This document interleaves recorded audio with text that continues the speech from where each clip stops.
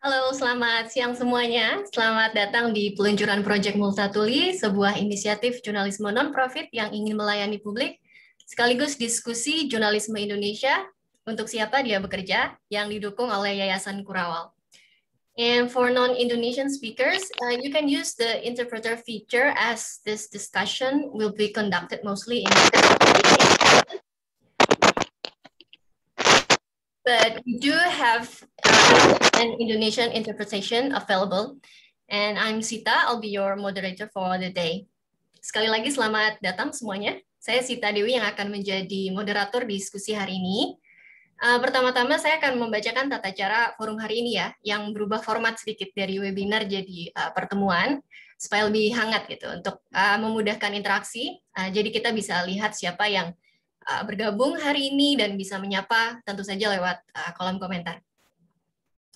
Yang pertama, untuk ketertiban forum, saya harapkan semua yang hadir, kecuali pembicara yang sedang presentasi, untuk menutup mikrofon selama diskusi berlangsung. Tapi Anda bisa menekan tombol raise hand jika ingin bertanya, atau bertanya lewat kolom komentar. Nanti admin kami yang akan menyeleksi pertanyaan untuk diangkat di sesi tanya-jawab. Baiklah, kalau kita sudah sepakat dengan tata cara forum, maka saya akan segera memulai diskusi hari ini. Jurnalisme Indonesia, untuk siapa dia bekerja? Ini sebuah pertanyaan yang penting, dan pertanyaan yang terlalu besar untuk dijawab sendiri. Oleh karena itu, saya akan mengundang para pembicara kita hari ini. Yang pertama ada Mbak Evi Mariani, kali ini sebagai pemimpin redaksi Proyek Multatuli. Hai Mbak Evi. Kemudian ada Ros Tapsel yang bergabung dari Australia.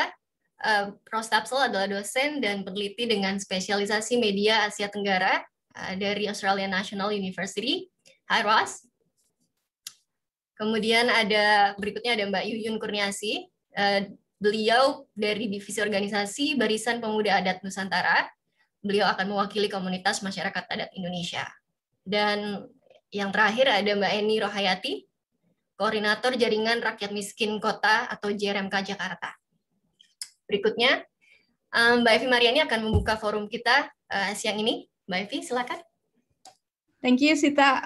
Suara saya jelas nggak?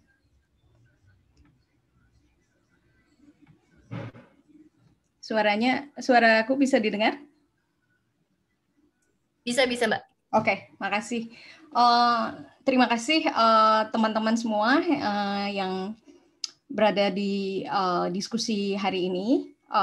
Kami launching media sosial kami sebetulnya tanggal 3 Mei, waktu Hari Kebebasan Pers, dan untuk website itu tanggal 21 Mei. Tapi ini webinarnya memang kami bikin hari ini, tanggal 3, dan terima kasih atas respons teman-teman yang sangat membahagiakan buat saya. Kita bisa bersama di sini untuk berdiskusi satu pertanyaan yang saya kira sangat penting. Proyek Multatuli ini adalah sebuah gerakan jurnalisme publik yang kami bangun saat pandemi. Selain saat pandemi, kami membangunnya juga di tengah polarisasi politik dan konservatisme yang meningkat. Dan satu masa yang disebut beberapa periset sebagai kemunduran demokrasi. Kami, Proyek Multatuli ini lahir sebagai otokritik terhadap industri media di Indonesia yang didominasi oleh pengusaha-pengusaha yang dekat dengan penguasa atau yang biasa disebut oligarki, dan didominasi praktik-praktik jurnalisme yang disetir pasar, yang memaksa jurnalis mengejar klik semata sehingga kami terpaksa abai terhadap jurnalisme yang berkualitas. Industri media di Indonesia adalah bagian dari status quo kemudian, yang lebih banyak melayani elit, didominasi oleh perspektif laki-laki, serta bias perkotaan. Otokritik ini lahir sebenarnya bukan karena kami tidak suka jurnalisme ya, tapi sebaliknya. Ini lahir karena kecintaan dan keyakinan kami pada praktik jurnalisme yang independen. Kami percaya kekuatan jurnalisme yang sungguh-sungguh independen bisa memperkuat demokrasi dan mendorong inklusivitas. Kami berambisi untuk melayani mereka yang dipinggirkan, sehingga kami bisa mengawasi kekuasaan agar tidak ugal-ugalan.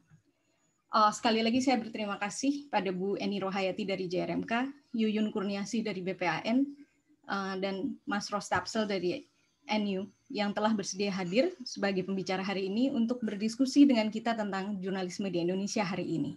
Untuk siapa kami, para jurnalis di Indonesia ini bekerja sebenarnya? Saya panggil Mas ya. Mas Ros sebagai akademisi saya harap mungkin bisa menjelaskan lanskap industri media hari ini. Mas Ros telah menulis buku yang penting untuk pers Indonesia yang berjudul Media Power Indonesia, Oligarchs, Citizens, and the Digital Revolution. Bu Eni sebagai koordinator jaringan rakyat miskin kota, saya tahu betul perjuangannya untuk melawan stigma, label-label sepihak yang disematkan penguasa dan diterbitkan media tanpa verifikasi. Hampir semua kampung di bawah JRMK rawan digusur. Dan sebelum buldosernya datang, yang pertama-tama datang adalah stigma negatif, yang sekali lagi diamplifikasi oleh media tanpa verifikasi. Yuyun dari Barisan Pemuda Adat Nusantara saya kira mengalami kurang lebih hal yang sama. Banyak anak muda masyarakat adat yang melakukan hal-hal yang mengagumkan, tapi luput dari sorotan. Lebih dari 100 komunitas masyarakat adat dari barat ke timur Nusantara berhadapan dengan konflik tanah. Kadang-kadang media menghasilkan tulisan yang tidak mendalam dan hanya menyorot kasus ketika konflik fisik sudah tak terhindarkan. Sementara ada banyak inovasi di kampung-kampung maupun di kota maupun di kampung masyarakat adat. Dan memang sayangnya inovasi-inovasi ini sering diabaikan media karena dianggap kurang menarik untuk mendulang klik. Selamat datang sekali lagi pada para undangan juga peserta diskusi. Ada banyak sekali nama yang saya kenali, saya mohon maaf saya nggak bisa panggil satu-satu. Yang saya tahu memiliki rekam jejak yang tidak diragukan lagi dalam menjaga demokrasi, kebebasan berekspresi, dan inklusivitas. Kami berterima kasih atas kehadiran Anda, karena kami butuh bantuan Anda semuanya untuk mendorong dampak yang berarti di Indonesia. Saya kerap menyebut proyek Multatuli ini sebagai work in progress, atau suatu pekerjaan yang masih harus kami tempuh sehingga ia jadi komplit. Kami butuh bantuan Anda. Saya mau jujur aja, mulai dari uang, tenaga, pemikiran, ide segar, apapun, untuk supaya kami jadi komplit dan berkelanjutan. Kami sadar, kami minta bantuan itu mandatnya besar. Konsekuensinya, kami yang bekerja untuk proyek Multatuli ini, baik sebagai staf atau relawan, pertama-tama harus bersikap lebih terbuka dan siap dikritik. Dan tidak hanya lebih mendengarkan, tetapi kami juga harus secara aktif melibatkan pembaca. Anda mungkin tahu ya bahwa banyak jurnalis termasuk kami dan mungkin saya dan bisa jadi ya saya juga ya, adalah orang-orang keras kepala yang kerap merasa paling tahu dan sering tidak mau mendengarkan pembacanya. Tapi disrupsi digital dan pandemi telah menjadi pelajaran berharga bagi kami. Media-media tutup atau mengecil atau berubah kepemilikan, berpindah tangan sehingga menjadi partisan. Dan ini terjadi secara perlahan. It happened without a bang. Dan hampir-hampir dalam keheningan. Mungkin ini terjadi karena kami telah kehilangan relevansi kami, karena masih menggunakan cara-cara lama, meski dunia berubah cepat. Proyek Multatuli sadar kami butuh dukungan publik. Kami butuh dukungan Anda. Dan kami sadar untuk mendapat dukungan, kami harus lebih relevan. Kami harus berubah. Dukungan Anda kami butuhkan bukan hanya agar kami bisa tetap jadi wartawan dan hidup cukup, tapi juga agar jurnalisme Indonesia terus relevan dan bermakna bagi demokrasi dan keadilan.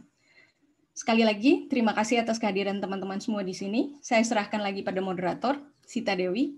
Sita Dewi adalah seorang dosen di Universitas Multimedia Nusantara yang saya harap akan mengilhami jurnalis-jurnalis masa depan. Dan Sita juga adalah salah satu relawan yang telah membantu proyek Multatuli. Terima kasih, Sita. The floor is yours.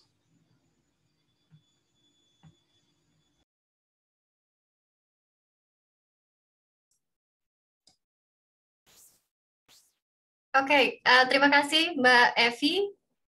Pembicara berikutnya yang saat ini sedang berada di benua yang berbeda, Ros Tapsel. Sekali lagi terima kasih sudah bergabung dari Sydney, Australia. Salah satu risetnya yang sudah terbit menjadi buku Kuasa Media di Indonesia, ini telah menjadi salah satu rujukan yang penting buat mereka yang ingin memahami lanskap media arus utama di Indonesia hari ini. So please welcome Ros Tapsel.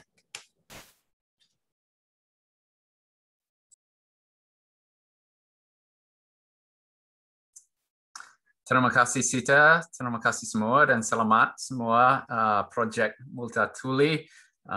Terima kasih sudah mengunjungi saya. Sudah lama sampai saya sejak saya berbicara bahasa Indonesia, mungkin sebelum page atau pandemic COVID. Jadi saya dengar ada translator, yeah, and so for those who only speak English, I will speak English, and hopefully for foreign donors who are here and others, hopefully that inspires you to look at this as a really important project. I don't have much time, so I'll get straight into the content. Let me share my screen.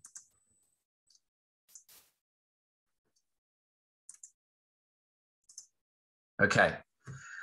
So this is a really important project, and I'm going to be talking a little bit about why this is an important project from a scholarly point of view, and why I think that Indonesian journalism and freedom of the press and democracy more broadly is in decline in Indonesia, and why we need new initiatives which will hopefully pull Indonesian media and democracy out of this decline and into a space which there is a long history of excellent media in Indonesia, dating back from 1945, right from the beginning of Indonesia's independence.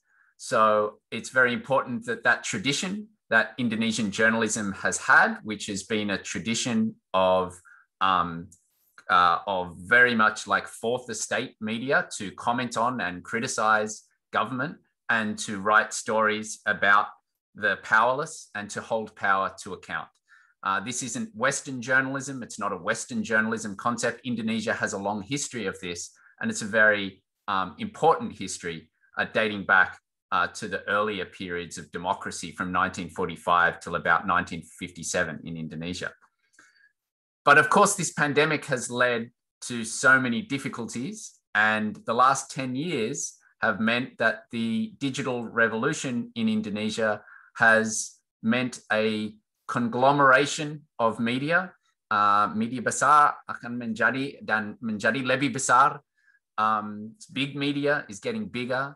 And the digital era and the process of convergence is allowing for that. So one of the main reasons why big media is getting bigger is because we know that the financial models of journalism are declining. It's much harder for a newspaper to make money than it was in the pre-digital era due to the decline in advertising and revenue. So what that means is media companies, in order to survive, had tried to buy up other platforms. So TV stations are buying newspapers, newspapers try to buy radio stations. And so one media company will own TV, radio, newspapers, online, and even social media in some instances. So what this means is, I guess, a concentration of media ownership. And this is not unique to Indonesia, but it is common around the world, but it is heightened in Indonesia because of the money which circulates in Jakarta. So, banyak media di Indonesia, mereka sudah termasuk di Jakarta. They are entering into Jakarta, and the media outside of Jakarta really is not growing. And what we mean is a really Jakarta-centric news in Indonesia. So it's very common to get, misalnya like detik.com atau kompas.com, dan lain-lain, viva.com. Generally speaking, they just wawancara pejabat atau wawancara menteri di Jakarta, and that gets spread out to the rest of the archipelago. And this is a problem, right? Because you have elite media in the elite city of Indonesia, the most expensive city and the biggest city and the capital, interviewing elites who then spread their views on the media. We have a really elite-centric media. And of course, often those views are politicized because the elites in the media want a certain viewpoint to be distributed. Now, sometimes those viewpoints are against other elites. For example, Surya Palo's media will comment on Abu Rizal Bakri's media, on Abu Rizal Bakri's business, like Lapindo Mudflow. sometimes Abu Rizal Al-Bakri media will comment on Dahlan Iskan's, political trial. So there is a multi-oligarchic system where you do get criticism of other oligarchs. But broadly speaking, when we think about what is the world view of how Indonesian democracy works and how Indonesian business and middle class works, it's generally very much oligarch-centric and elite-driven.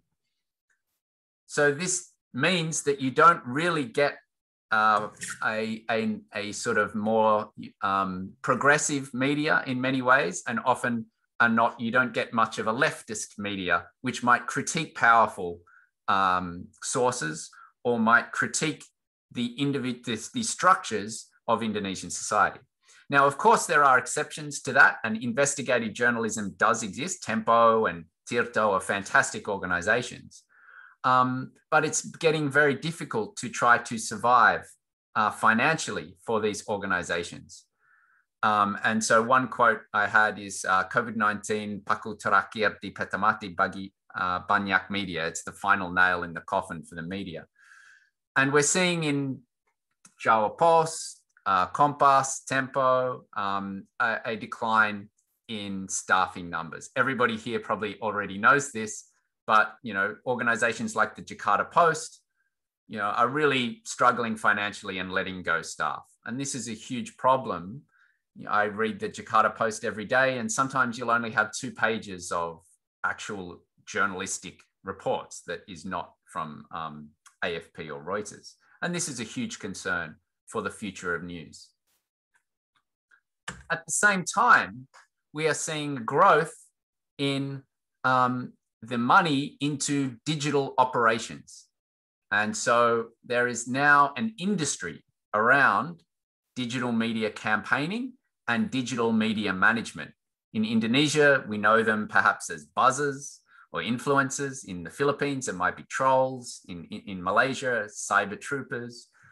But generally speaking, there is more and more growth of money for people to try to manipulate the digital public sphere. And so as journalism is declining, and as the money for journalism declines, the money for digital operations from governments and security forces and businesses is growing. And as more money grows to these organizations and less money flows into independent media, what you have is a complete manipulation of the digital public sphere. How do people trust the media or the messages that they are getting online? And increasingly, they don't trust what they read. And so unfortunately, and this is not unique to Indonesia, but it is a very big concern in Indonesia, unfortunately, there is a lot of distrust in Indonesian citizens in how they get news and what they believe. And people then turn to filter bubbles or echo chambers of social media platforms which produce information or news or political views which they agree with.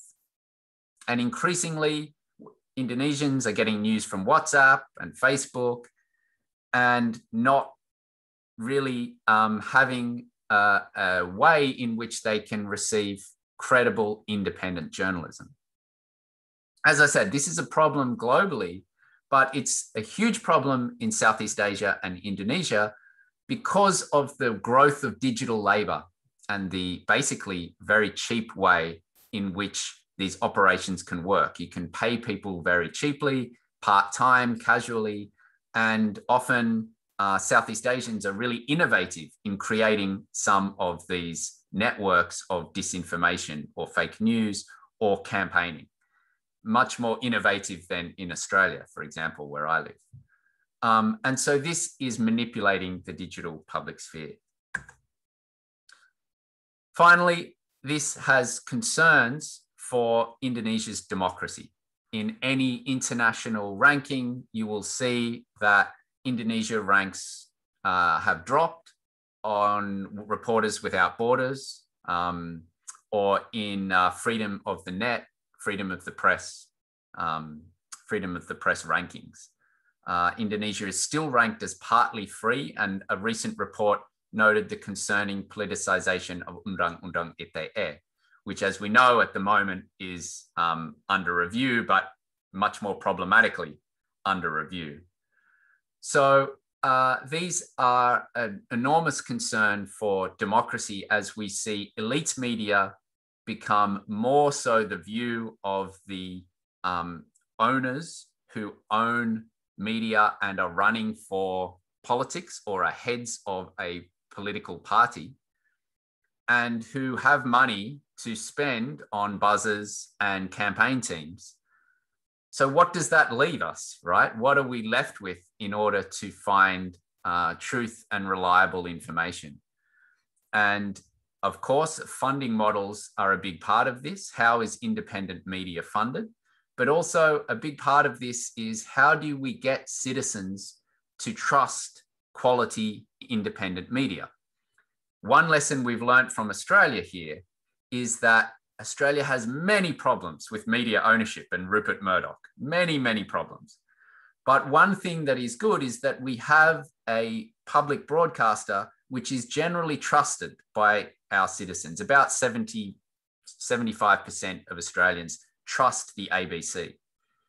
That is not the case in Indonesia. TVRI is not really viewed very much. It's got a 1.4, 1.5% audience share. And it's still seen as part of the Orde Baru time, of the new order time, sorry, of time where it is promoting government policy.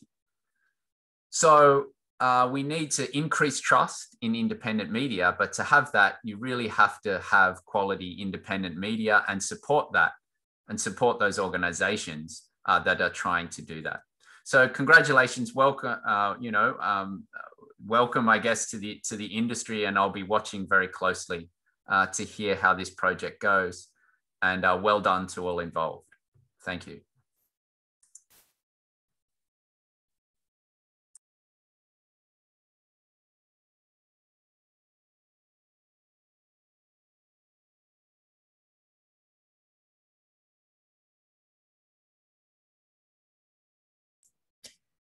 All right, thank you, Ross, for your excellent presentation. Dan sekali lagi saya mengingatkan untuk yang punya pertanyaan bisa ketik pertanyaannya di kolom chat, atau untuk yang bergabung atau sekarang sedang menonton live YouTube bisa menulis pertanyaannya di kolom live chat. Nanti admin akan menyeleksi. Kita akan punya 2 sesi tanya jawab nanti setelah semua pembicara memaparkan presentasinya. Oke, pembicara berikutnya adalah Mbak Yuyun Kurniasi dari Divisi Organisasi Barisan Pemuda Adat Nusantara.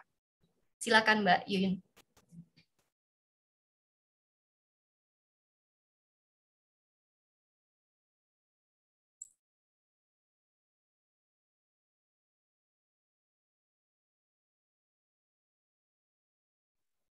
Ya, oke. Terima kasih Mbak Cita. Oke, salam kenal teman-teman. Saya Yuyun Kurniasi dari Barisan Pemuda Adat Nusantara. Saya izin share screen.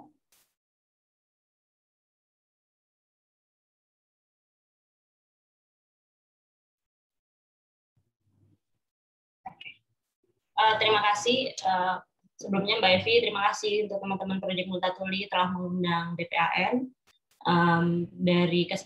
Kami menyambut baik kesempatan ini bekerja sama dengan Proyek Multatuli karena selama ini pemberitaan tentang masyarakat adat, apalagi pemuda adat itu sangat minim sekali di media. Nah, atas dasar itulah kami di awal akan memperkenalkan dulu siapa sebenarnya BPAN. Nah, teman-teman, BPAN itu adalah organisasi sayap aman Aliansi Masyarakat Adat Nusantara yang dideklarasikan tanggal 29 Januari tahun 2012 di Curug Nangka, dan saat ini BPAN telah memiliki sebanyak 1.074 anggota yang masuk ke dalam 55 wilayah pengorganisasian dan anggotanya tersebar di seluruh Nusantara. Selain itu, BPAN dibentuk karena memang dari seluruh pemuda adat yang tersebar di seluruh Nusantara, mereka teman-teman ini punya persamaan, yaitu tentang banyak sekali yang hilang dari seperti tadi disebutkan, mulai dari konflik tanah, tradisi mereka, sampai hal-hal yang modern itu membuat mereka kehilangan banyak gitu. Atas dasar itulah kemudian BPAN dibentuk. Dan selanjutnya itu ada kami ada kerja-kerja BPAN, yaitu kami punya gerakan pulang kampung, di mana gerakan pulang kampung ini mendorong pemuda adat untuk tetap mengurus wilayah adat dan merupakan gerakan politik dari masyarakat adat itu sendiri gitu. Jadi kalau gerakan pulang kampung ini teman-teman itu kan seringkali itu dilihat seperti kalau tinggal di kampung itu seolah-olah kita menjadi tidak modern gitu. Jadi sehingga banyak sekali kemudian pemuda adat yang berangkat ke kota gitu, entah mencari pekerjaan atau kemudian sekolah. Dan ketika teman-teman memutuskan ada yang sekolah, biasanya dia jarang sekali pulang gitu. Nah, dari situlah kemudian muncul gerakan pulang kampung yang menginisiasi bahwa mengajak pemuda-pemuda baik yang ada di kota, jika mereka kembali ke kampung, bahwa ada sebenarnya banyak hal yang ada di kampung gitu, yang bisa dipelajari, yang bisa dihasilkan gitu. Terus kemudian untuk teman-teman yang sekolah gitu diajak untuk kembali mendokumentasikan atau melihat apa sebenarnya yang ada di kampung gitu. Teman-teman diajak untuk menelusuri jejak leluhur, misalkan tradisi-tradisi apa saja yang kemudian hilang selama teman-teman berada di kota, atau banyak hal sebenarnya yang bisa dilakukan oleh teman-teman pemuda adat terutama yang pergi meninggalkan kampung itu untuk kembali ke kampung gitu. Dan selanjutnya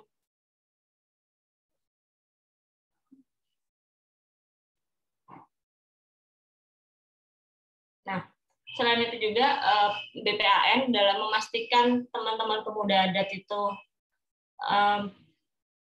tetap bisa bersaing dalam posisi apapun, itu melakukan pendidikan kritis dan pelatihan pendokumentasian wilayah adat. Nah, salah satunya hal yang dilakukan adalah membentuk sekolah adat. Nah, saat ini sudah ada 82 sekolah adat yang tersebar di seluruh Nusantara. Nah, dari hasil pendokumentasian wilayah adat itu, kemudian BPAN melakukan kampanye melalui kampanye tentang kampung, melalui sosial media atau media massa.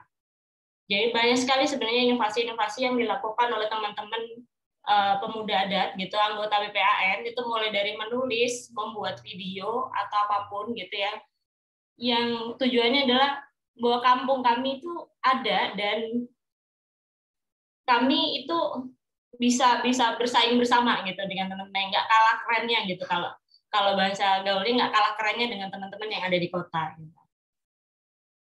Nah, selanjutnya itu dalam melihat potret masyarakat adat dalam media gitu. Setelah kami melihat kembali di BPAN ya, saat ini tuh media belum inklusif dalam memberitakan masyarakat adat gitu. Kenapa kemudian disebut belum inklusif? Karena banyak sekali berita-berita yang belum menyertakan hal-hal yang baik, menarik, atau inovasi-inovasi yang dilakukan oleh teman-teman BPAN, kreativitasnya, dan itu sangat minim sekali. Biasanya masih bersifat gitu.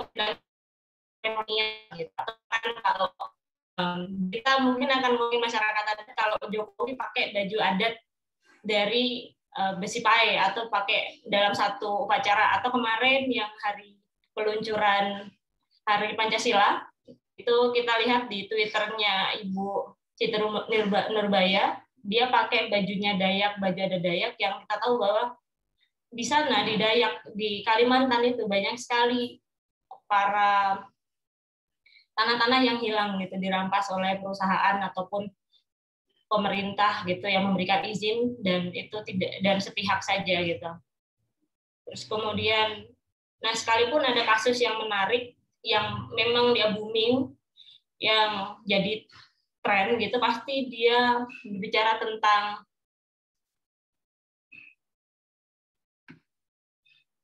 kasus. Lalu kasus yang kemudian dilihat seolah-olah masyarakat adat itu identik dengan kasus. Ya memang kita tahu bahwa yang menghancurkan tanah, yang menghancurkan tradisi masyarakat adat itu paling banyak memang soal konflik lahan dan lain sebagainya. Tetapi ketika kasus itu muncul dan menjadi tren di seluruh media, beritanya akan tetap tetap dia hanya menjadi bunga sementara gitu, dia akan menjadi hal yang bersifat sementara, tetapi nggak pernah berlanjut gitu dalam proses pemberitaannya. Ya contoh yang paling besar itu saya pernah mengikuti prosesnya inkuiri nasional yang dilakukan oleh Komnas HAM dan teman-teman jaringan LSM lainnya. Itu terdapat dari 400 kasus, itu ada 40 kasus yang didokumentasikan dalam bentuk penelitian. Dan salah satunya yang terjadi di antaranya adalah kasus TPL, itu Toba Pulau Lestari yang ada di Toba. Jadi dari 40 kasus ini, kalau kita melakukan pencarian di Google, rata-rata beritanya yang muncul itu adalah berita tahun 2016. Nah, sementara kalau kita lihat sekarang, kasus TPL masih saja menjadi hal yang mengkriminalisasi masyarakat adat gitu. Dan ini sedang dilakukan kampanyenya oleh teman-teman aliansi tutup TPL. Ini kasus, ada 40 kasus yang memang sudah ada penelitiannya dan ini sudah masuk dalam inkuiri nasional gitu. Ini menurut saya hal yang menyedihkan untuk melihat potret masyarakat adat dalam media gitu.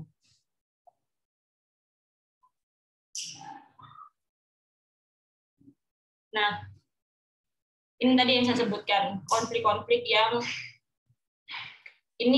ketika saya membuka Google gitu, ini yang muncul pertama ada Kenipan, kasus Kenipan di Kalimantan Tengah, Pak Effendi Buhing kalau teman-teman ingat. Kemudian ada Besi Pae, itu juga konflik lahan. Terus kemudian Kubabu, kemudian ada Waduk Lambo. Waduk Lambo ini menarik buat saya. Kenapa? Karena tadi yang di awal saya bilang media massa itu belum inklusif. Kenapa? Karena di Waduk Lambo ini yang melakukan perlawanan itu perempuan. Mereka sampai rela buka baju gitu, telanjang dada untuk menghalangi para aparat gitu yang melakukan penggusuran, yang mulai melakukan penggusuran. Dan teman-teman perempuan adat di Waduk Lambo ini, mereka sepakat dengan pembangunan, tetapi mereka menyarankan pembangunannya dipindahkan ke tanah yang lain, ke tempat yang lain gitu. Yang mana mereka melihat bahwa yang akan dibangun Waduk Lambo itu adalah nilai banyak sekali di situ nilai-nilainya. Di situ mereka melakukan tradisi, di situ mereka melakukan ritual, pangan mereka dari situ, dan Waduk Lambo ini bisa dibilang kalau dicari di media massa gitu, pasti yang muncul adalah dia munculnya di media lokal. Jadi saya belum pernah menemukan yang memang di media nasional gitu yang menuliskan tentang Waduk Lambo. Kalau gitu, ini sangat, dan sampai sekarang mereka masih melakukan perlawanan. Bahkan kemarin saya mendapatkan kabar dari teman-teman yang ada di Waduk Lambo itu, mereka sedang menjaga tanahnya di pos untuk memastikan bahwa aparat tidak melakukan hal-hal yang terjadi sebelumnya, itu memukul atau kemudian menendang gitu. Terus kemudian itu ada kendang dan ada tumpang pitu yang sedang ramai gitu. Kita tahu bahwa kendang dan tumpang pitu inilah yang saya dapat temukan ketika saya mencari konflik masyarakat adat di Google, gitu.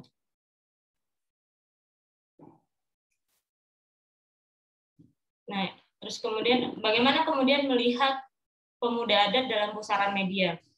Yang kami tahu bahwa pemberitaan tentang pemuda adat itu masih sangat kurang sekali. Ngomongin masyarakat adat aja itu sangat kurang gitu ketika kita buka di Google, apalagi ngomongin pemuda adat. Padahal kalau dilihat kembali di awal tadi dengan kerja-kerja BPAN telah melakukan banyak sekali inovasi gitu. Di antaranya itu mereka aktif sebenarnya di ruang publik. Ada yang menulis, ada yang menulis, ada yang membuat video, atau kemudian ada yang bercerita tentang kampungnya dan lainnya. Misalkan saat COVID kemarin, di awal COVID itu tahun 2020, bagi BPAN itu merupakan titik balik karena kemudian teman-teman pemuda adat ini dia kembali untuk membangun kampung gitu. Jadi kalau ada cerita di Sulawesi Utara, yaitu teman-teman di Sulawesi Utara, mereka melakukan penghadangan terhadap jadi ada satu bukit yang itu mau dijadikan sebagai pusat pariwisata gitu. Yang mereka nggak sepakat, teman-teman pemuda adat itu melakukan advokasi sendiri dan berusaha untuk menggusur, jangan rusak gunung kami karena ini adalah sumber air kami dan yang lain sebagainya gitu. Dan kemudian ada cerita yang teman-teman dari Mataram gitu, NTB, mereka membuat dari Sembalun, Lombok Timur itu membuat hand sanitizer, dan juga yang paling baru adalah teman-teman dari Sakai, pemuda adat Sakai melakukan perlawanan terhadap perusahaan yang hendak mengambil lahannya kembali. Nah, di samping itu juga sebenarnya cerita-cerita yang menarik itu teman-teman itu membangun kedaulatan pangan. Jadi beberapa teman-teman pemuda adat itu mereka menanami kembali lahan-lahan yang ada bekas tambang atau bekas perusahaan sawit, itu ditanamin sayur, semangka atau yang lainnya. Itu sebenarnya cerita-cerita yang menurut kami itu adalah cerita-cerita yang kaya gitu, dan berusaha untuk mengembalikan apa yang menjadi milik mereka untuk pertama kali gitu. Dan bagi pemuda adat, hilangnya wilayah adat itu ya hilangnya pengetahuan untuk pemuda adat, dan tentunya hilangnya wilayah adat akan menghilangkan banyak hal gitu. Karena kami percaya bahwa ketika wilayah adat hilang dan ketika perempuan yang melakukan mengasuh gitu, kemudian ke kebun, dan kemudian bapak dan ibu ketika di kampung itu, mereka ketika berjalan ke kebun atau ke ladang itu pasti akan melakukan pengetahuan gitu, transfer pengetahuan kepada anak-anaknya. Misalkan ini pohon bisa diambil buahnya untuk dimakan, atau ini tumbuhan rambat yang jangan diambil, ini ada racunnya, atau kemudian ini jamur bisa dimakan, atau kemudian ketika berjalan sebentar, biasanya pengalaman saya sendiri ya dengan bapak saya sendiri gitu, diajak duduk sebentar untuk mengamati gitu. Ini namanya pohon, diajari ini jamur yang bisa dimakan. Jadi ini jamur itu setelah kayu mati nanti dia akan tumbuh gitu. Atau kemudian ketika sakit gatal kena serangga gitu, saya diajari untuk coba kamu cari daun ini dan dioleskan. Itu kemudian yang kita bilang hilangnya wilayah adat, berarti hilangnya pengetahuan untuk pemuda adat. Dan buat kami, bagi pemuda adat akan sangat berat ya mungkin ke depannya kalau kita lihat kalau hilangnya wilayah adat itu menjadi beban yang sangat besar gitu, karena kita haruslah yang memastikan bahwa regenerasi itu terus ada gitu. Nah, terus kemudian apa upaya yang kita lakukan? Tadi sempat saya sebutkan di awal, ada media alternatif atau kami membuat media sendiri yang dilakukan oleh pemuda adat gitu. Jadi biasanya banyak sekali sebenarnya anggotanya BPAN yang bisa menulis gitu tentang wilayah adatnya, dan cerita-cerita itu masih terpusatnya melalui websitenya BPAN gitu, atau kemudian di media-media lokal atau hal yang media-media lokal, atau terkadang masih terjejar di sosial media gitu, di Facebook, di Instagram, ya itu paling banyak Facebook gitu. Mereka menceritakan tentang kampungnya masih sporadis gitu, dan masih golongan yang terbatas gitu untuk melihatnya. Dan pengalaman kami, pengalaman saya sendiri ya, ketika kami melakukan satu kegiatan gitu, misalkan kami pernah didatangi salah satu wartawan, dan kemudian wartawan itu tidak akan menulis kalau tidak dibayar gitu. Jadi itu pengalaman kami tapi itu sering sekali didapatkan oleh teman-teman yang daerah ketika mereka bikin satu kegiatan tentang entah itu masyarakat adat, perempuan adat, atau pemuda adat. Ketika mereka ingin itu dinaikkan ke dalam media, itu masih kami harus kadang membayar uang transport mereka atau apapun itu. Pengalaman kami buruk dengan wartawan masih bersifat itu. Dan bagi kami sangat menyambut sekali proyek Muda Tuli, karena buat kami ini adalah salah satu langkah buat BPAN untuk membagikan cerita-cerita yang sangat banyak sekali sebenarnya di BPAN gitu. Jadi saya sebutkan ada 1074 anggota yang pasti mereka punya komunitasnya masing-masing gitu. Artinya akan banyak cerita sekali dari sini gitu, dari BPAN itu sendiri gitu. Dan demikian hasil pemaparan saya, Mbak Sita. Terima kasih untuk teman-teman. Mohon maaf jika tadi banyak gugup dan segala macamnya. Terima kasih.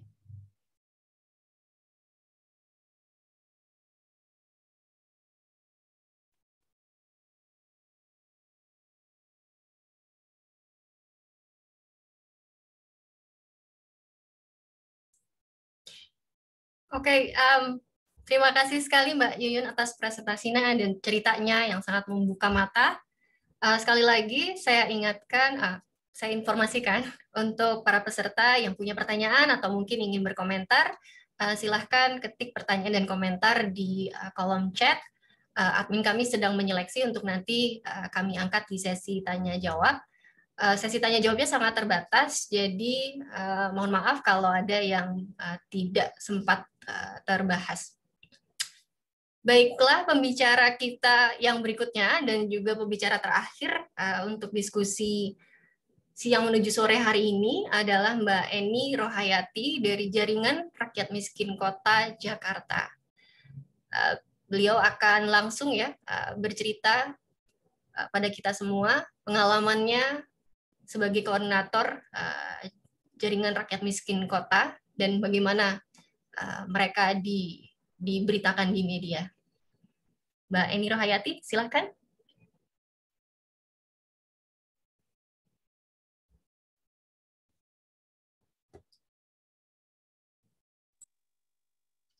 Terima kasih Mbak Sita Dewi.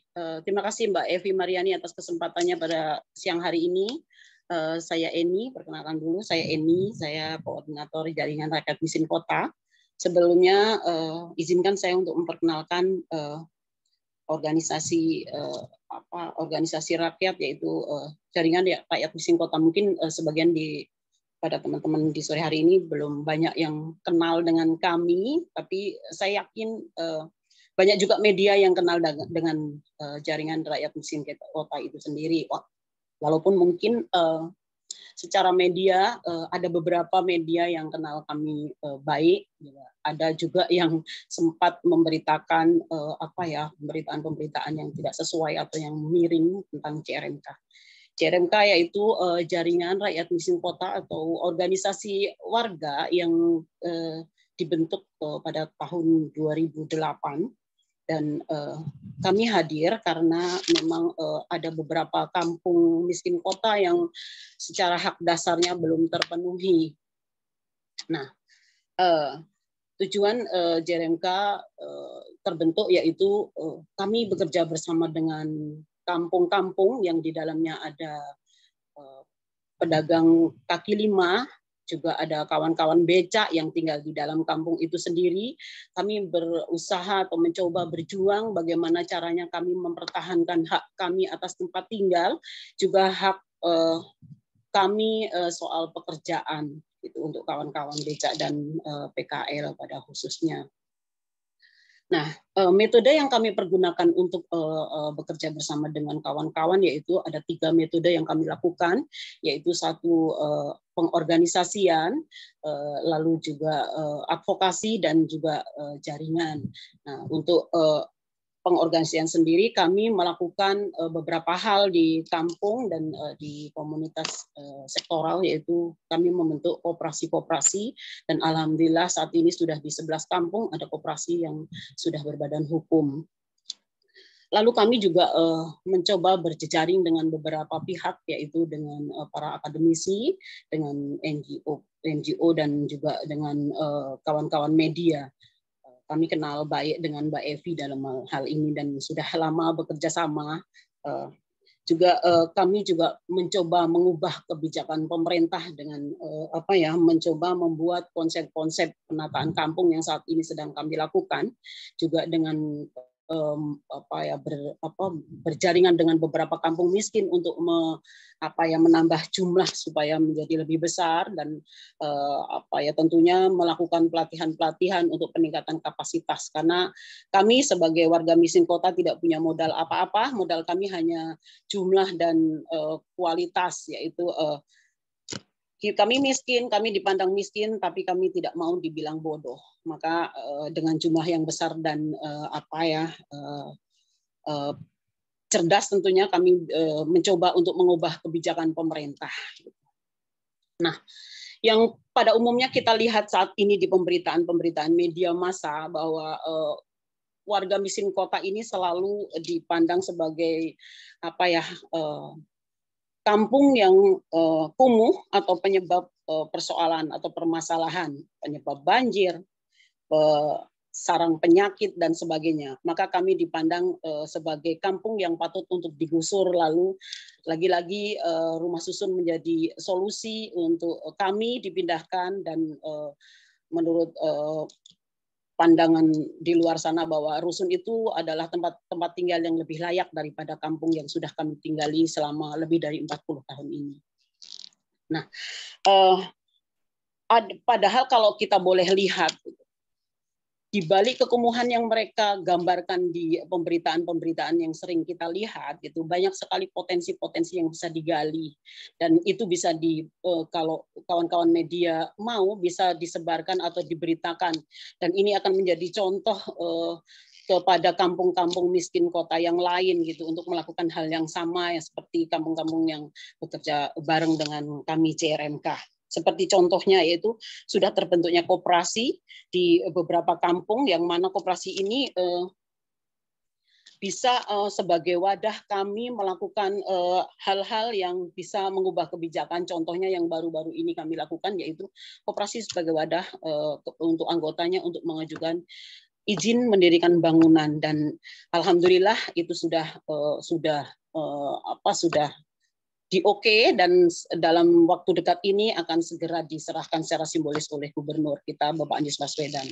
Nah, lalu yang kedua, ada juga sebelum IMB kami mencoba membantu para pedagang kaki lima untuk mendapatkan izin usaha, dan itu sudah kami lakukan.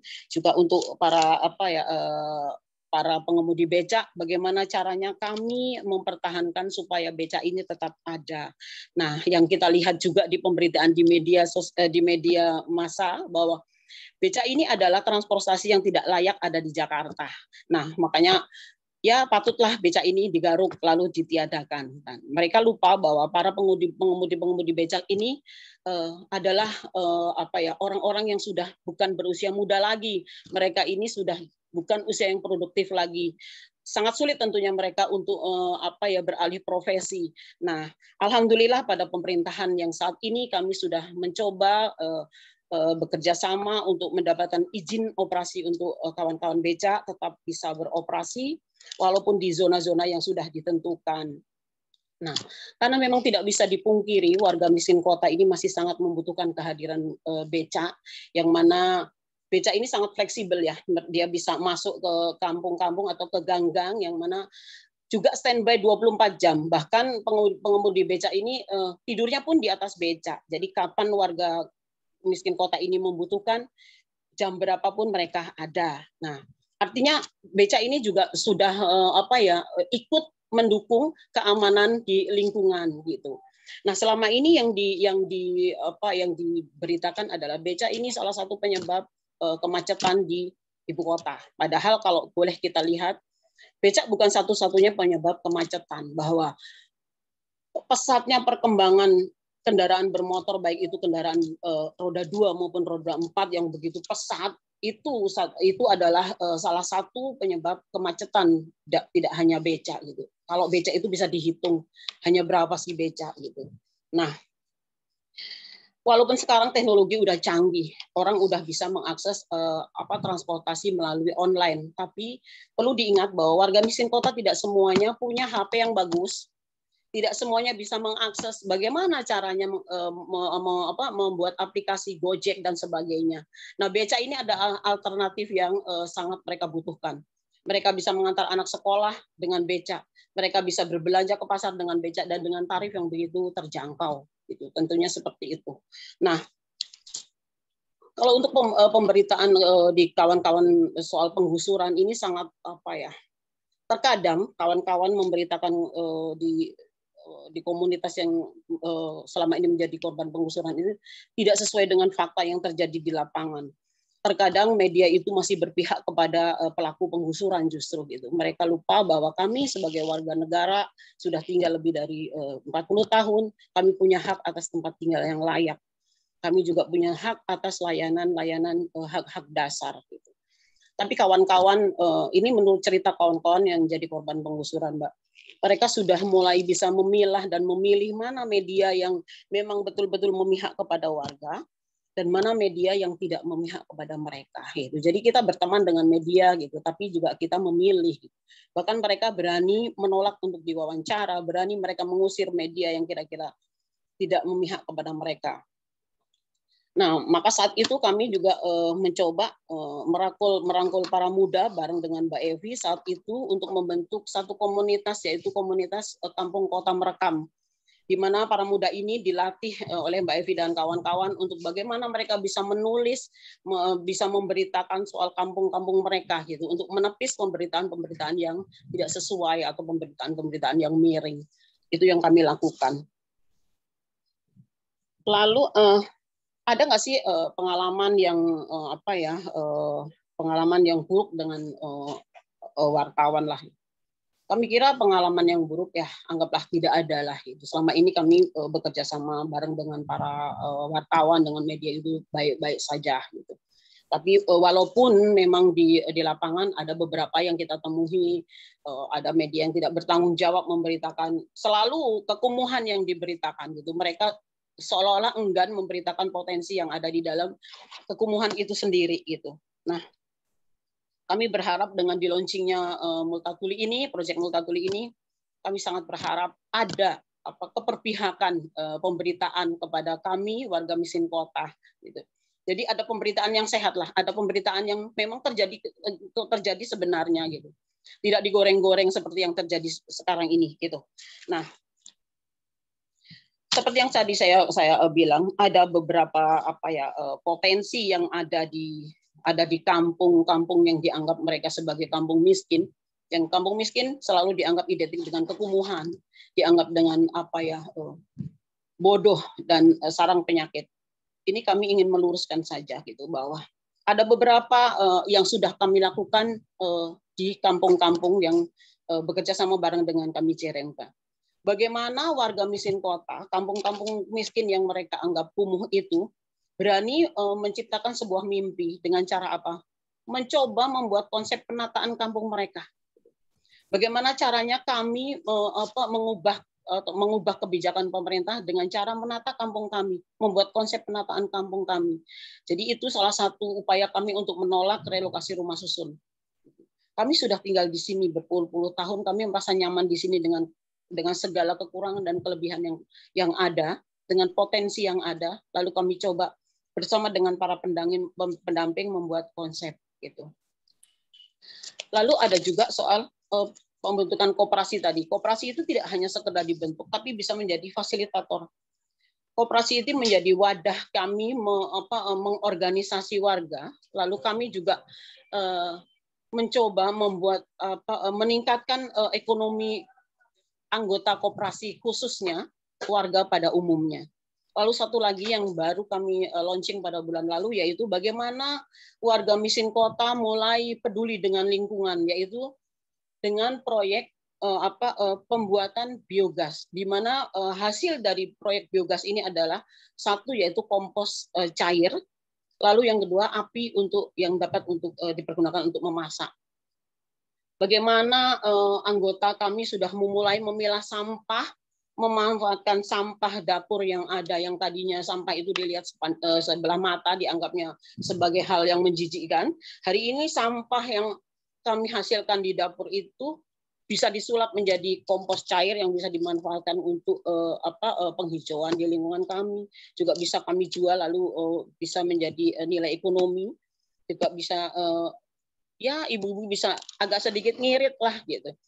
Kami ada gas yang dihasilkan oleh biogas tadi, lalu juga sampah yang tadinya tidak berharga sekarang bisa dihargai lah gitu. Setiap hari para kolektor mengumpulkan sampah, satu rumah itu 1 kilo sampah kami menghargai Rp3.000 untuk lalu kami jual di koperasi. Artinya ibu-ibu sudah mulai punya penghasilan dari sampah yang tadinya tidak ada harganya gitu.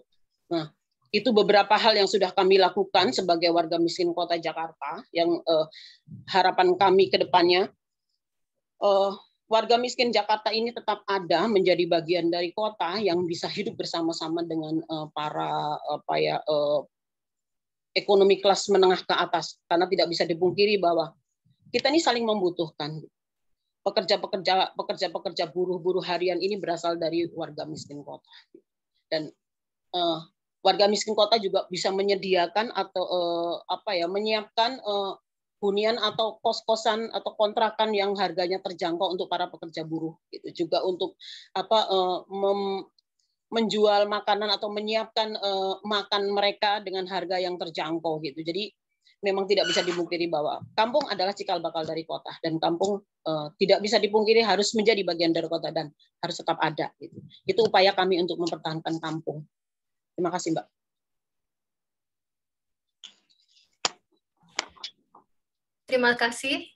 Terima kasih sekali untuk paparannya yang sangat membuka mata dan mencerahkan, Mbak Eni, dan juga pembicara-pembicara sebelumnya hari ini.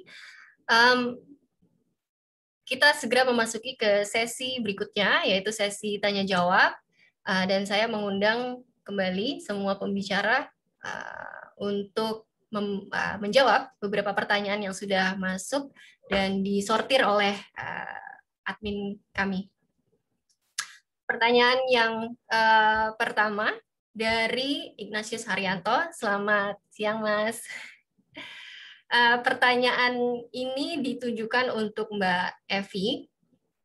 Yang pertama, sebelumnya kita akan punya 2 sesi tanya jawab ya.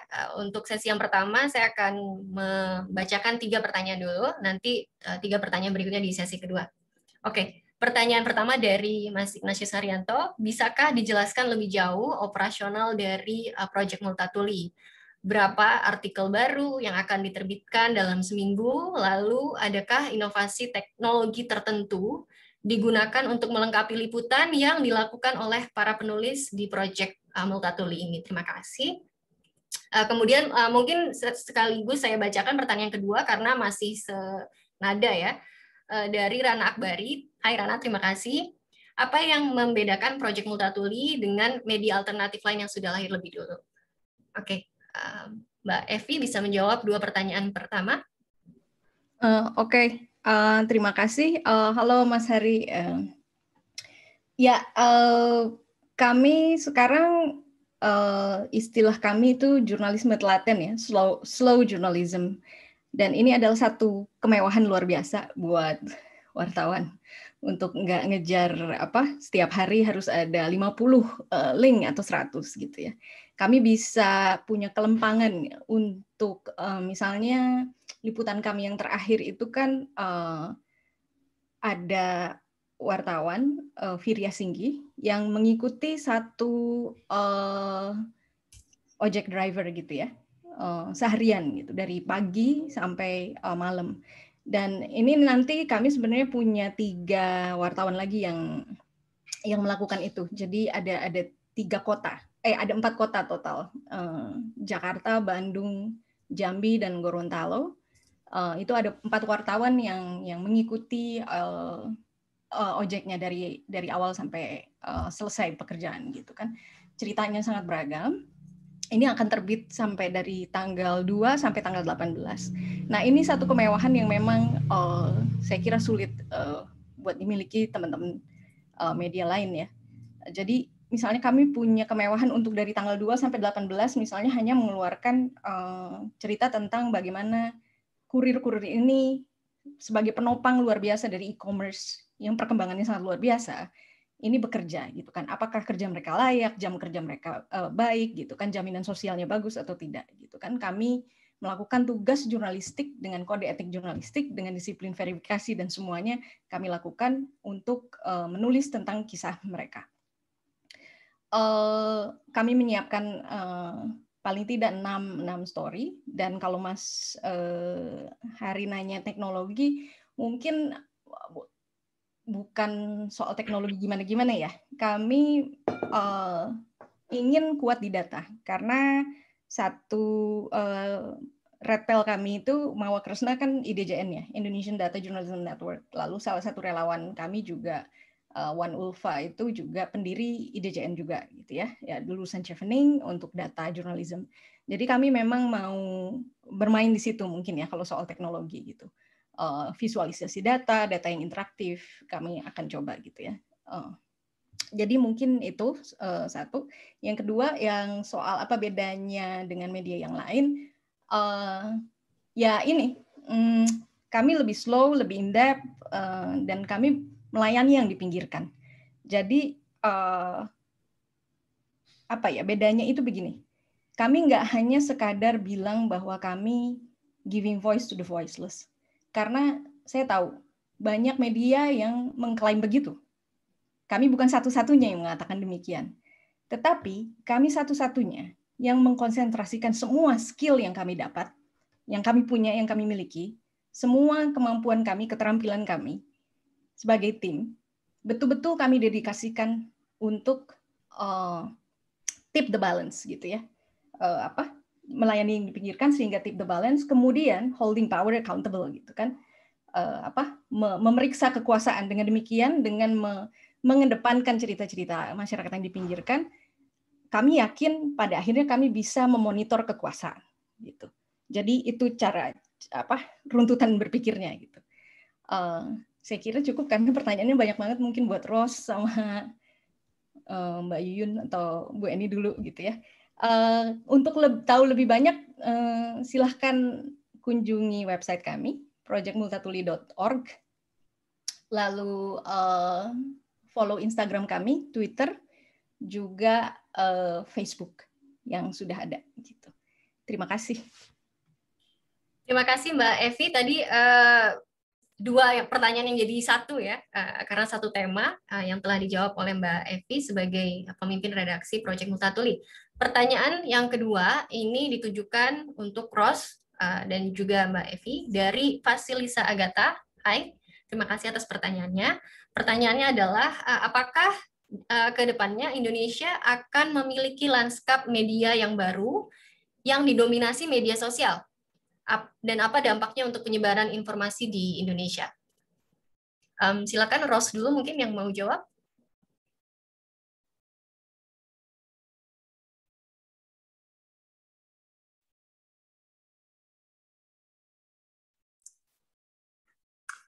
Terima kasih. Yeah,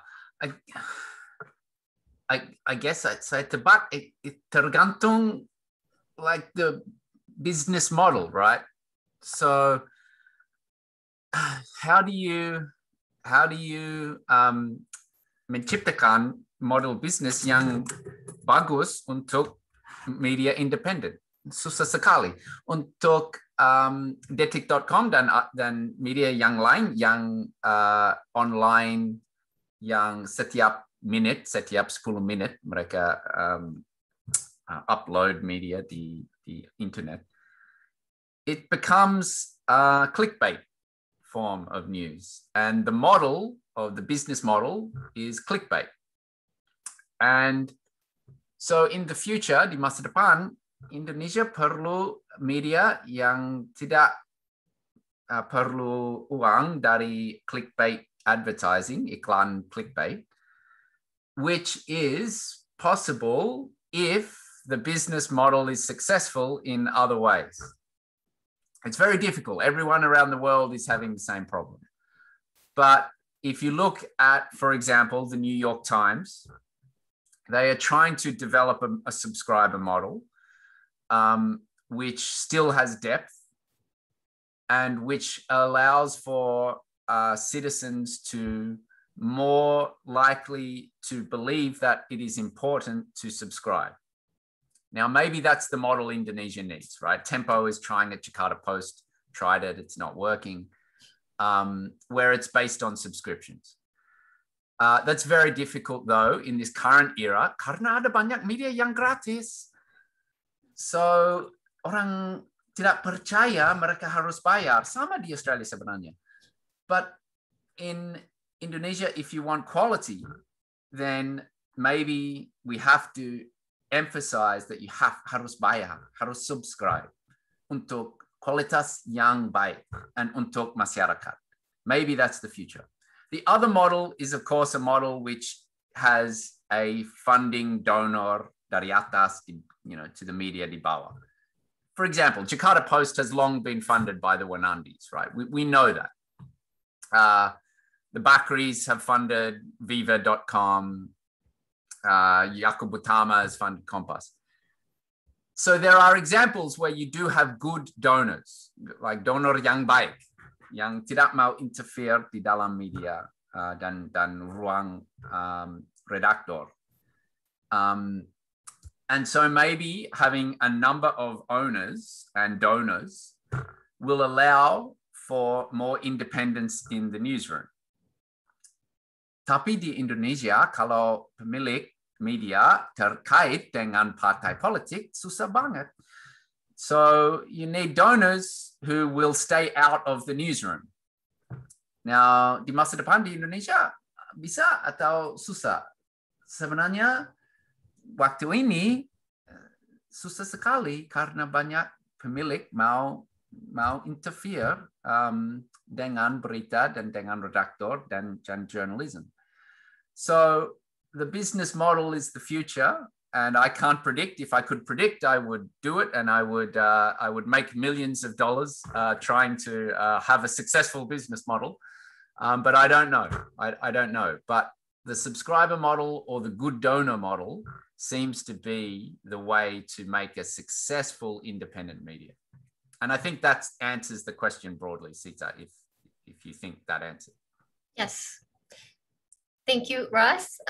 Mbak Evi, mau menambahkan sedikit atau mau merespon jawaban Ross? Ya, nambahin sedikit ya sama ngerespons Ross. Thank you, Ross. Ya, ini satu tantangan yang sangat besar yang sangat tidak bisa diramalkan, sangat unpredictable. Kami juga tidak punya satu formula yang 100% meyakinkan akan berhasil. Tetapi kami memang sudah betul-betul memikirkan keberlanjutan, sustainability. Jadi ada 3 keranjang pendapatan yang kami sedang bangun saat ini. Yang pertama-tama adalah yang paling mudah saat ini buat kami, meskipun tentu saja tetap tidak mudah, adalah donor dari yayasan-yayasan seperti Yayasan Kurawal. Nah, ada journalism grants juga dari banyak tempat, seperti misalnya Pulitzer Center, National Geographic. So, maka kami akan aktif untuk melamar aplikasinya lah gitu ya, ke banyak tempat. Itu satu hal yang bisa segera kami lakukan. Yang kedua adalah yang cukup sulit, itu kami ingin mengembangkan satu unit profit oriented yang isinya adalah bisnis untuk konten bisnis gitu ya, sponsor campaign. Kami menjual keterampilan kami sebagai jurnalis lah. Kami penulis, kami videographer, kami ahli data, kami bisa training juga, sehingga kami bekerja menjual profesionalisme, menjual skill. Jadi bukan platform kami yang kami tawarkan ke ini, meskipun tentu saja itu juga satu hal yang saya kira bisa ke depannya ketika proyek Multatuli sudah cukup besar, aku kira platformnya mungkin bisa jadi ini juga ditawarkan ke underwriters atau apa gitu kan. Kami ingin mengembangkan misalnya saat ini satu Nawala yang mungkin bisa generating some money gitu. Jadi ada subsidi silang dengan satu unit profit ini, sehingga kami bisa yakin bahwa uangnya nggak dari oligarki gitu ya, atau kami tidak terdorong untuk harus bikin tautan 100 satu hari gitu kan. Nah, keranjang ketiga ini yang paling penting, yang saya kira sangat unpredictable itu, yang subscribers dan segala macam. Betul banget, Ros, saya juga pengalaman di Jakarta Post juga susah sekali untuk cari subscribers. Orang-orang Indonesia nyebarin majalah Tempo gratisan di WhatsApp grup gitu kan, di download terus disebarin gratis ke teman-temannya, nggak mau bayar gitu kan, nggak mau langganan. Ini satu hal yang sangat sulit untuk di crack gitu ya. Makanya ini saya ada Luviana juga di sini dari Konde.co gitu ya, sama-sama media independen yang saya kira juga struggling untuk bisa sustainable. Kami mau bekerja sama sebenarnya dengan banyak media independen yang small newsrooms terutama gitu kan, duduk bareng dan mungkin edukasi publik bahwa berita yang teman-teman pikir gratis itu kan sebenarnya tidak sungguh-sungguh gratis gitu kan. Ada agenda settingnya oligarks gitu kan, ada venture capitalist yang sedang menunggu dapat keuntungan besar dari situ gitu kan. Jadi dukungan publik yang entah bentuknya subscribers atau crowdfunding atau yang kami pilih adalah membership, keanggotaan, dan kami akan jadi the first member focused media outlet in Indonesia. We have that ambition gitu kan. Ini sesuatu yang tentu saja mengerikan buat saya, terus terang aja gitu kan, karena kayak uncharted gitu kan, satu teritori yang betul-betul saya sebenarnya sangat baru gitu kan. Tapi kami memberanikan diri dengan situasi yang kami sangat sadar publiknya belum siap untuk memberi gitu kan. Tapi kami harus tempuh gitu kan. Sehingga 3 keranjang ini yang sedang kami pikirkan baik-baik untuk supaya membuat kami bisa berkelanjutan dan terus melayani di pinggirkan, sehingga bisnis modelnya itu bisa memastikan kesetiaan kami itu tetap pada publik gitu kan. Terus terang ini deg-degan banget gitu kan, karena kalau enggak kami nanti jadi oligarki lagi gitu kan, atau akhirnya ke venture kapitalis mungkin minta uangnya gitu kan. Jadi ini memang satu pertaruhan saya kira yang saya jadi yang nggak malu-malu minta bantuan sama siapa-siapa aja gitu kan. Any help you can give us. Mungkin katakanlah ini eksperimen bersama kita gitu ya, buat teman-teman yang peduli semua dengan jurnalisme Indonesia. So itu saya kira yang memang jadi $1 million question, pertanyaan $1 juta bagi kami gitu. So please help us. Thank you. Terima kasih Mbak Evi, semoga menjawab pertanyaan dari Vasilisa Agatha. Moving on to the next question. Pertanyaan yang ketiga untuk di sesi pertama ditujukan untuk semua pembicara dari Bayu Nugroho. Pertanyaannya adalah, tidak banyak media yang benar-benar bersikap tegas dan cenderung hanya melihat satu sisi. Jika ada berita tentang penggusuran, yang banyak diberitakan justru mengenai dampak positif dari penggusuran bagi pembangunan. Media tidak memberitakan nasib warga yang terdampak penggusuran, bahkan ada kriminalisasi. adakah upaya atau harapan untuk mengubah mindset jurnalisme dan media di Indonesia agar berpihak pada publik? Ini pertanyaannya tepatnya untuk Ros dan Mbak Evi. Banyak pertanyaan serupa, gimana supaya jurnalisme independen sustain? Ya, kira-kira itu. Kemudian untuk Mbak Eni dan Mbak Yuyun, adakah saran dari kelompok marginal bagi upaya untuk mengubah mindset jurnalisme dan media Indonesia agar berpihak pada publik? Semoga pertanyaannya sudah tertangkap dengan baik. Silahkan, kita mulai dari Mbak Yuyun dulu mungkin ya.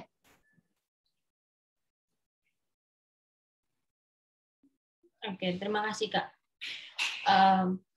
Saran atau upaya ya untuk menyadarkan media ya. Sebenarnya kalau buat kami sendiri, kami melihat memang media saat ini gitu belum punya perspektif tentang masyarakat adat gitu. Yang selalu ditampilkan adalah yang mungkin sama dengan teman-teman dari JRMK tadi.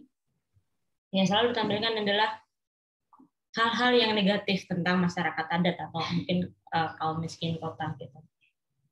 Yang mana pasti yang ditampilkan adalah teman-teman Papua menggunakan koteka atau yang selalu itu dilihat tidak sama gitu ketika tidak menggunakan baju atau kemudian ketika mereka makan yang berbeda dari yang biasanya itu menjadi hal yang negatif gitu, dilihat mereka seperti kurang gizi atau kemudian apapun itu bentukannya, padahal yang kita tahu masyarakat adat itu sangat kaya akan banyak hal gitu, mulai dari apa makanannya, tradisinya, terus kemudian tumbuhannya dan apapun itu banyak sekali kalau misalkan dituliskan atau kemudian diberitakan gitu.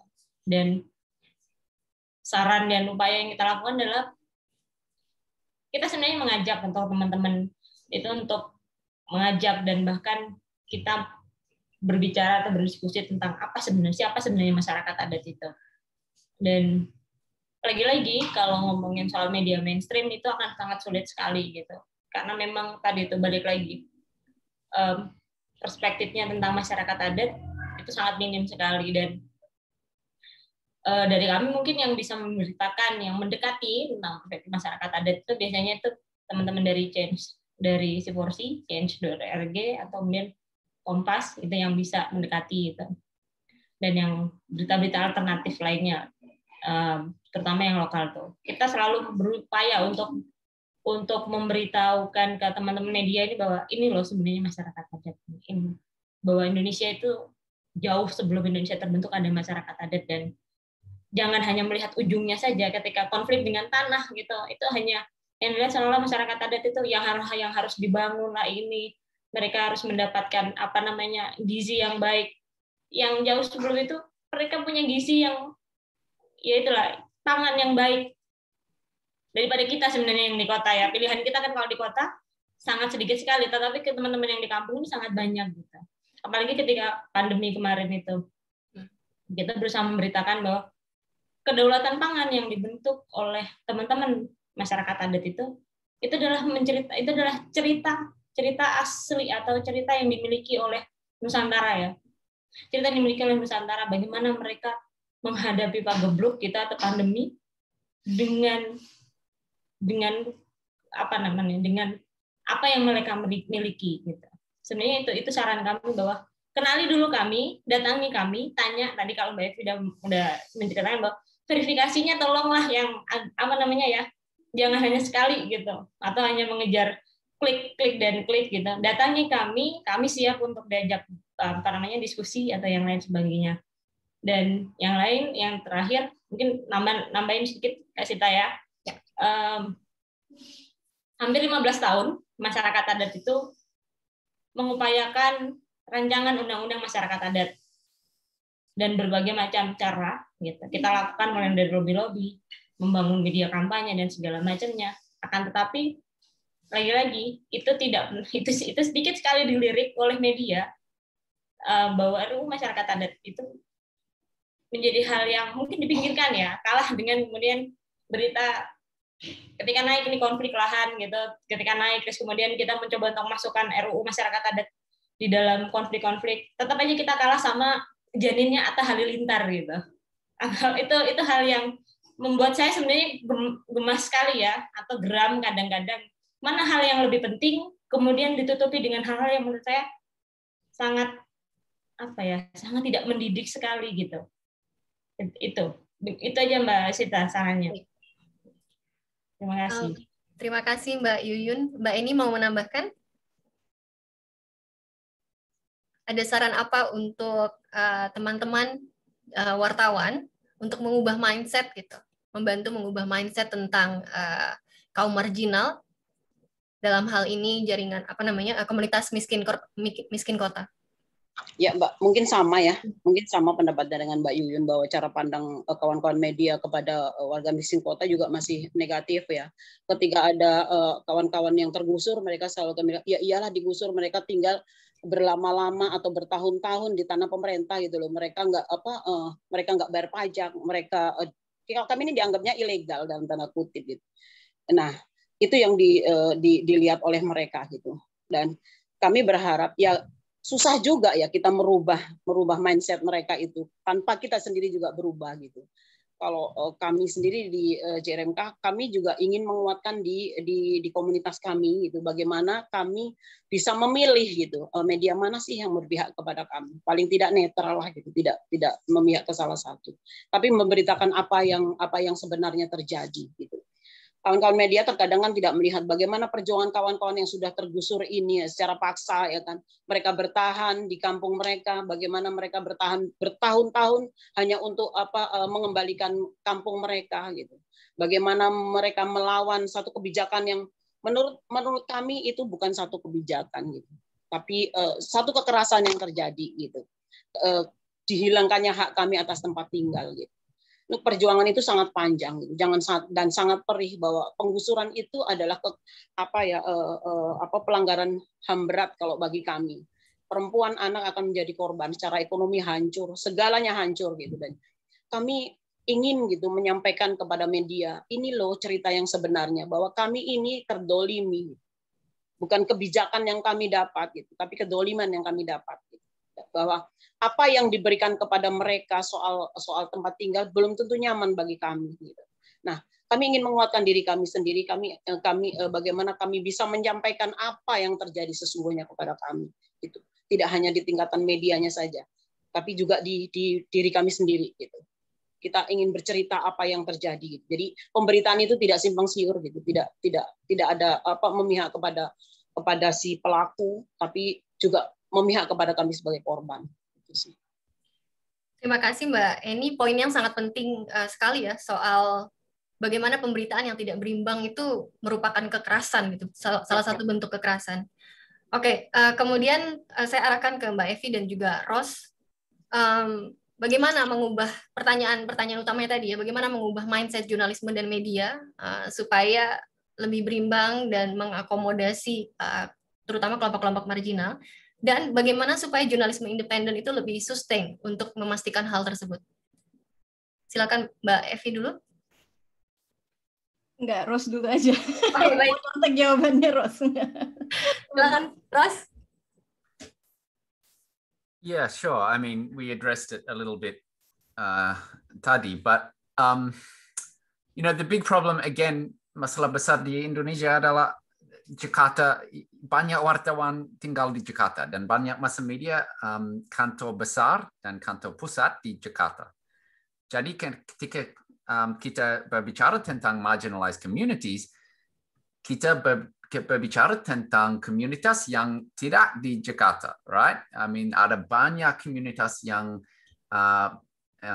di Sulawesi atau di Papua, Maluku, Sumatera, and so in a way, untuk masa depan kita perlu journalism lokal dan journalism yang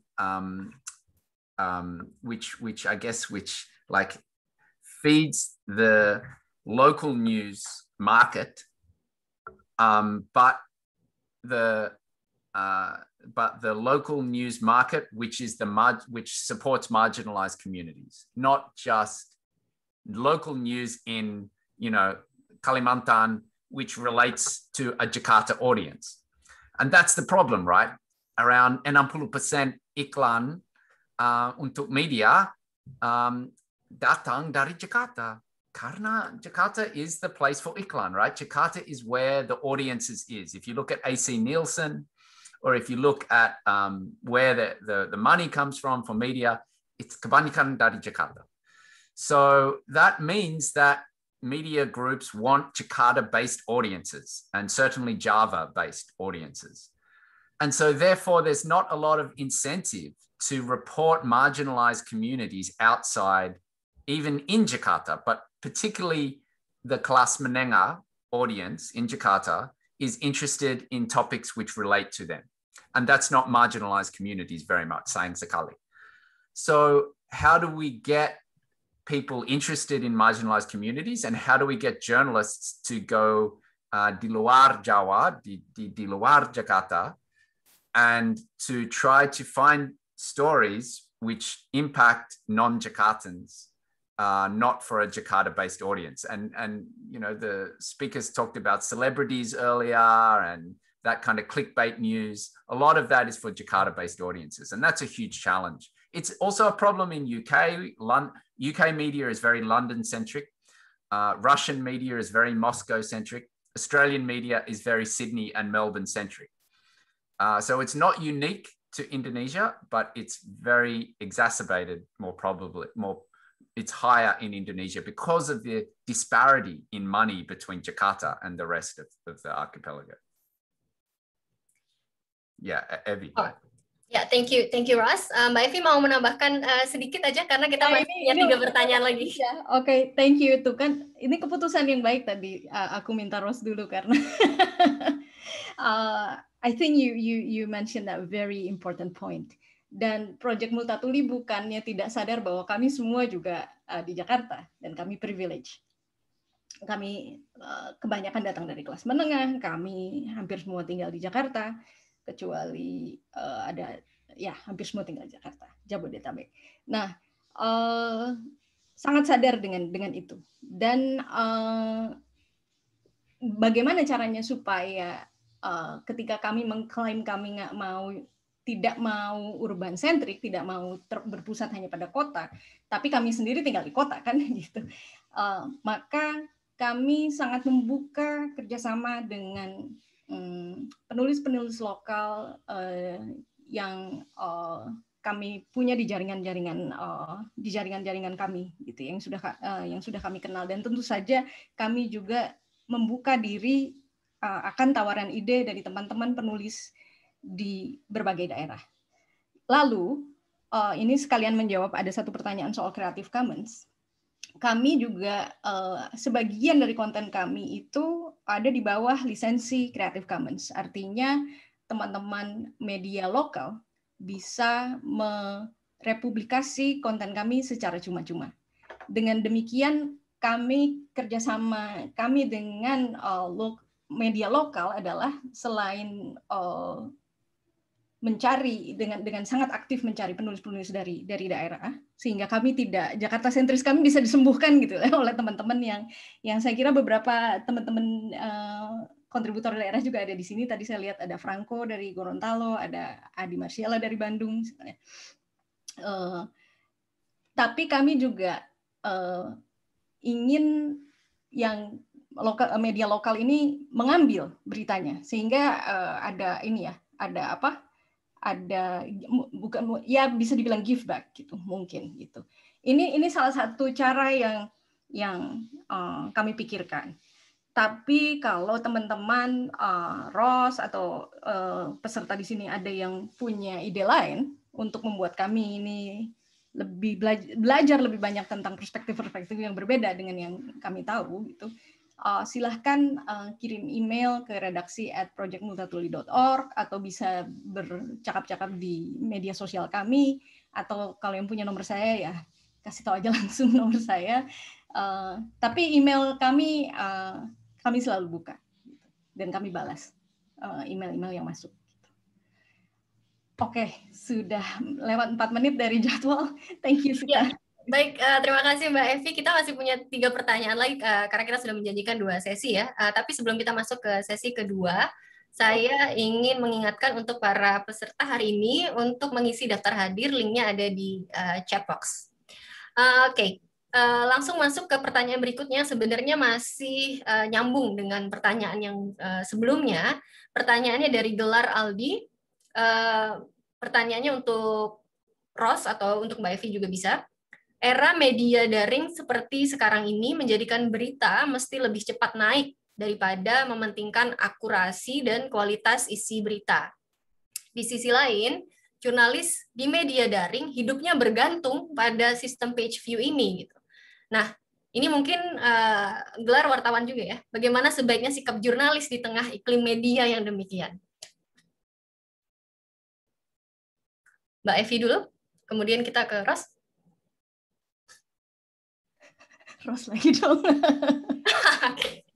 Baiklah, Ros.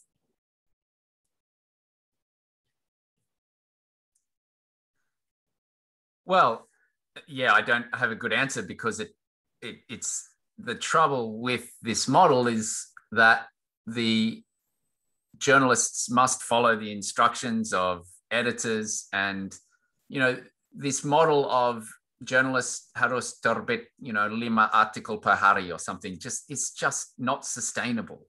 And when we see the Daily Mail in UK or Australia, the journalism is really bad. And I'd like to think that this was just a short time period where it will not continue. So let me just explain. So Detik.com in tahun 1997, I think, was created. And it was incredibly innovative. It was breaking news. It was update of news. And that was extraordinary in the late 90s after the Orde Baru, because it meant that you had rolling news stories, kebebasan pers, you had reformasi, and it was open and it was exciting and everybody was reading it. And so that was the media for that time. Now we need to move on, right, from this form of clickbait, update, regular update, news. We need depth. So that's the challenge for the innovators. And Indonesian media is far more innovative, I think, than a lot of Western media, because Western media still holds on to a lot of the business models that it's survived for so long. So Detik.com was created long before Twitter, right? Detik.com was created before a lot of Western media went online. And it was really innovative. So now it's time for a new generation of journalists and media organizations in Indonesia to say, okay, what's the next innovation that promotes democracy, promotes kebebasan pers, promotes the masyarakat, and is a viable model that people want to read. And I think it will happen, but it's just that transition phase that we're in now. Thank you, Ros. Yeah. Mbak Evi? Okay, thank you Sita, thank you Ros. Ya, aku kira caranya memang zaman sekarang media, terutama yang agak kecil-kecil ya, itu tidak ada jalan lain selain bekerja sama. Yang punya pikiran yang sama, yang sama-sama baik independent media maupun jurnalis-jurnalisnya, itu saya kira harus berkumpul dan berbagi energi lah gitu ya, dan melakukan sesuatu yang mendisrupsi status quo-nya saat ini. Dan aku kira itu bisa dilakukan oleh jurnalis-jurnalisnya sendiri. Pertama otokritik dulu, kemudian mari kita duduk bareng-bareng gitu kan. Kemarin ini kami bertemu gitu ya dengan 6 independent media, duduk bareng sangat informal, ngomong sama-sama tentang tantangan masing-masing, dan sustainability tentu saja adalah hal yang paling mengemuka, jadi momok bagi kami semua. Dan kami sepakat untuk pertama-tama berkampanye pada publik bahwa independent media itu perlu support publik. Karena sekarang publiknya kasarannya masih pelit, masih nggak mau ngasih gitu kan. Nah, supaya mereka mau ngasih gimana? ya kita perlu bersama-sama gitu kan. Dan tadi kalau nggak salah ada pers mahasiswa juga ya yang ada sempat bertanya gitu ya. Ini kesempatan baik buat saya untuk bicara soal pers mahasiswa juga.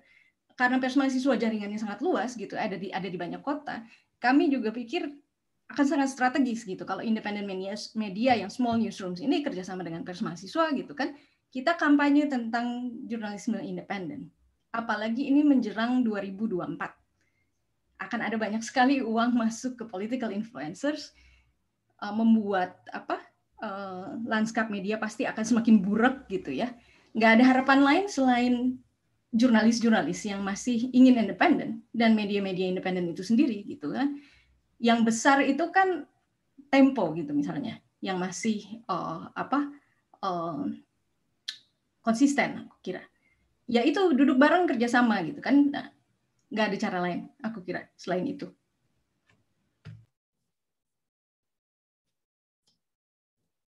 Oke, terima kasih Mbak Evi. Dan saya mendapat pesan dari organizer bahwa dengan sangat terpaksa kami tidak bisa memenuhi janji untuk membahas 3 pertanyaan dalam setiap sesi karena kami harus mengakhiri diskusi hari ini yang sudah 10 menit lewat dari jadwal sebelumnya. Semoga pertanyaan-pertanyaan bisa kita bahas lewat jalur lain, mungkin berdiskusi lewat email atau lewat saluran-saluran komunikasi lainnya. Oke, dengan demikian kita sudah ada di ujung acara dan diskusi hari ini sudah direkam dan dapat diakses kembali di saluran YouTube Project Multatuli. Terima kasih untuk semua pembicara, translator kita dan semua yang sudah hadir dalam peluncuran Project Multatuli dan diskusi kita hari ini. Terima kasih juga untuk teman-teman dari Project Multatuli, kemudian dari Yayasan Kurawal yang mendukung acara hari ini. Semoga diskusi hari ini mencerahkan kita semua. Stay safe and stay healthy. Sampai jumpa, sampai ketemu lagi. Terima kasih semuanya. Thank you, Ros. Terima kasih, Mbak Yuyun dan Mbak Eni. Sita, terima kasih. Yang senang hati. Ini banyak pertanyaan belum terjawab. Mohon maaf. Mohon maaf. Ya.